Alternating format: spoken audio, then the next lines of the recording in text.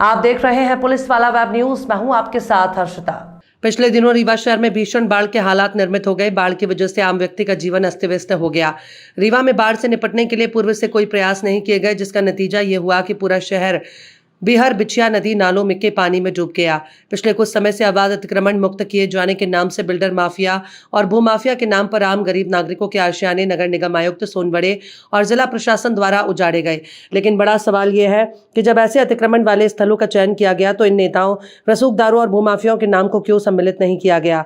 शिवानंद द्विवेदी ने नगर निगम आयुक्त सौरभ सोनवड़े पर आरोप लगाते हुए कहा कि इनका कार्य राजनीतिक दबाव में हुआ है, जहां चुने हुए कमजोर लोगों की बलि का बकरा बनाया गया और जिनके रसूख थे, जो बड़े राजनीतिक दलों और सरकार से जुड़े थे, उन पर अतिक्रमण संबंधी कोई कार्रवाई नहीं की गई। एक्टिविस्ट द्विवेदी ने कहा कि विधायक नागेंद्र सिंह का बिहर नदी स्थित आवास स्वयं ही एनजीटी के नियमों का उल्लंघन है। यह आवास नदी साइड से मात्र 50 मीटर के दायरे में बनाया गया। इसी प्रकार इनके अंदर निर्माण भी हैं जो एनजीटी और शासन के नियमों की घोर अवहेलना करते हैं। झीरिया स्थित इनका महाराजा और स्नेह होटल भी झीरिया नाले पर अवैध अतिक्रमण करते हुए बनाया गया, जो एनजीटी और नदी नालों पर शासन के नियमों के विपरीत है। जब कार्यवाही का दौर आता है तो प्रशासन सत्ताधारी पार्टी के दबाव में कार्य करता है। ऐसे रसूखदार नेताओं के अवैध निर्माण को पूरी तरह नजरअंदाज कर दिया जाता है। एक्टिविस्ट ने कहा कि नगर निगम आयुक्त और जिला प्रशासन की मेहरबानी से रसूखदारों के हौसले बुलंद हैं। शासन प्रशासन मात्र गरीबों के लिए शेर है, चाहे वो रथहरा तालाब बस्ती को हटाए जाने की बात हो या फिर पॉलिटेक्निक और इंजीनियरिंग कॉलेज के पास स्थित बस्ती का। यहाँ मात्र गरीबों का डेरा धमकाकर भगा दिया जाता है और बुलडोजर चलवा दिया जाता है। भी बारिश हुई और रीवा की बारिश में हमने देखा कि हमारी जो बिछिया और बिहर नदी हैं वो काफ़ी उफान पे आई। वैसे सामान्य तौर पर दूसरी नदियां भी आई जो ग्रामीण क्षेत्रों से होकर के गुजरती हैं, लेकिन अपन शहरी क्षेत्र की बात करें तो शहरी क्षेत्र में बिछिया बिहर काफ़ी उफान पर थी। उसकी वजह से बाढ़ के हालात निर्मित हो गए। बाढ़ के हालात निर्मित हो गए तो फिर एक बार चर्चा प्रारंभ हुई कि आखिर ये बाढ़ की वजह क्या है, बाढ़ के लिए जिम्मेदार कौन है। तो इसमें सबसे बड़ी बात यह है कि ये तो आपदा प्रबंधन के तहत पहले इन चीज़ों पर विचार किया जाना चाहिए। और हमने ये देखा कि इस चीज़ पर जब कहते हैं कि प्यास लगती है तब कुआं खोदने वाली स्थिति निर्मित होती है। यहाँ पर एक विधायक जी हैं गुड़ के श्री नागेंद्र सिंह जी, उन्होंने एक अपना स्टेटमेंट दिया हुआ है, कहा कि हमारे घर में पानी घुस आए।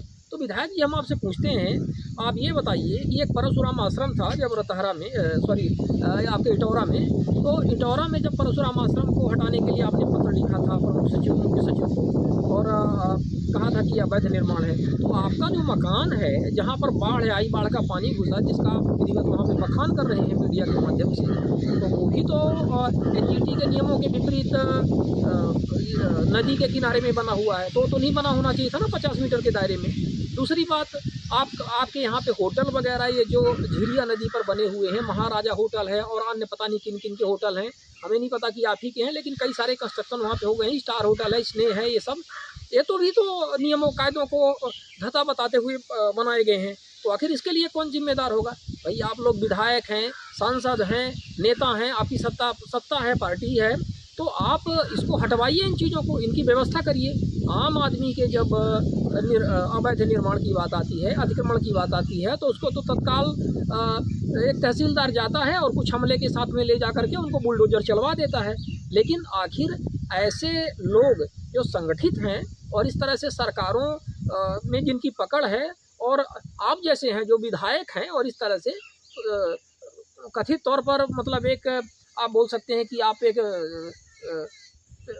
जन सेवक हैं, तो आखिर इनकी कौन सुनेगा? इनकी तो आप ही आवाज़ उठाएंगे। तो आप आगे आइए और आप स्वयं पहले अपने अतिक्रमण हटाइए। अतिक्रमण हटा देंगे तो स्वाभाविक तौर पर दूसरे भी अतिक्रमण हटाने के रास्ते साफ होंगे, और जब अतिक्रमण हट जाएंगे, नहरों नदी नालों के आसपास से अतिक्रमण हट जाएंगे, तो स्वाभाविक तौर पर ये जो बाढ़ की स्थिति निर्मित होती है, ये कभी हम तो भैया नदी किनारे हमारा घर बना